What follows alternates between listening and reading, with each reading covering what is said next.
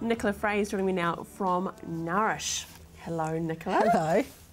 Salt. Is it naughty? Oh, it's not always naughty, but as New Zealanders, we do eat a bit too much salt. So with salt itself, it's the sodium within salt that is the problem for us. So that's the thing that can cause problems if we have too much of it. And there's a lot of different types of salt now, isn't there? I mean, we've got some really funky, the Himalayan salt, yes. and now we're embracing the sea salt. So there is different varieties of the sodium in them?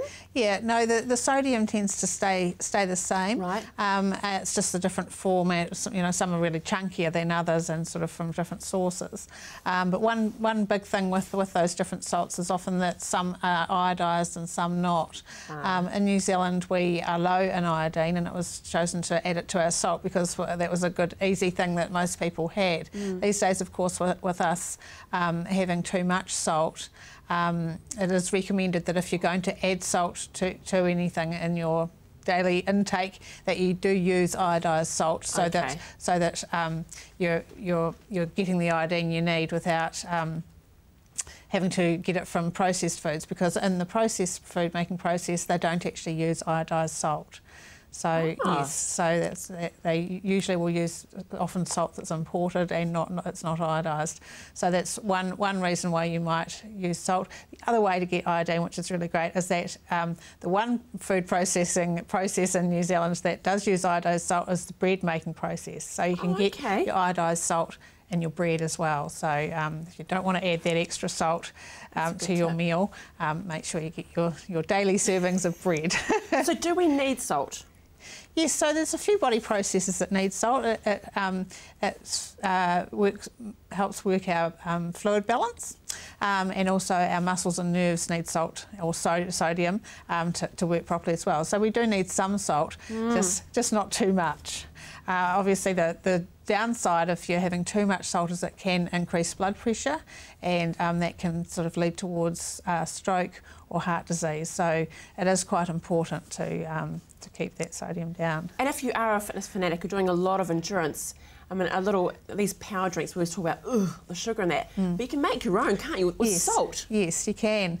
Yes, and that's a big thing when people are losing fluid, and that's why we were mentioning about fluid balance. Yeah. You do need to replace that salt sometimes because you are sweating it out. Yeah. Okay, so what are some of the problem foods with salt then? Okay, so some foods have more than our recommended daily salt intake just in one serving of them. Something like these noodles, that is more salt than we would need in a day in one serving of that. Yeah. Wow. So some of these, a lot of sauces, the sort of tomato sauce and that sort of thing, very high in sodium, and a lot of sauces that you would add to a mix, a complete meal, are quite high as well. Crackers, obviously things like packets of chips, any kinds of sort of snack foods like that, very high as well. But you sort of have to put it into perspective as well, whereas this is high in salt, but you might have a little bit, you might dip your food into a small amount of it. You've got to try and think, okay, it's high in salt, but how much of it am I going to eat as well? Yeah. So like this, you would eat the whole packet, and so that's contributing a lot of sodium, whereas this is high in sodium. I'm not trying to sort of beautify it in any way, but you would only have a small amount. So you do have to think, okay, how much sodium is in it, and how much am I actually going to eat of that thing? Right, it's all in context. Yes. Okay. Yeah. So what's a couple of things we can do to actually reduce the intake of salt then? Okay, so firstly, obviously, think about it if you're adding salt in your cooking and then you're adding it at the table. It's often something that you need to decrease down in small amounts. You can't just go suddenly, because you do notice a big taste difference and then you don't enjoy your food. So slowly decrease it and just think about not adding it. And the other thing is processed foods, takeaways, all that sort of thing. They're particularly high in salt. We only actually get 15% of our salt from shaking it on in the meal or at the table. 75% of our sodium comes from takeaways and processed foods, so that's huge. Wow, that is huge. Yeah. Now, what is the recipe tomorrow? So is there any salt inside? Well, we've used some herbs and spices on this one to jazz it up a bit, zhuzh it up. So we've got a warm bulgur wheat salad with lovely roast vegetables and chicken in it. So it'll be on the website tonight and we'll be playing it tomorrow. Yum. So, oh, that sounds really good. Good wintry salad. A little simple tip though would be maybe remove the salt. We always put the salt and pepper on the table. Yeah.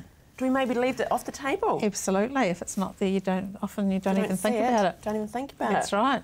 Good on it. Yeah, get straight into the meal. Yeah. You keep warm, lovely. Thank you. And some great tips and salt. We love our salt, but hey, sometimes it's just a pull in the reins. That's right. Rightio, Nourish Nutrition, nourish.org.nz is that wonderful website. Some great information there, including the Facebook page as well. It is all about health through food.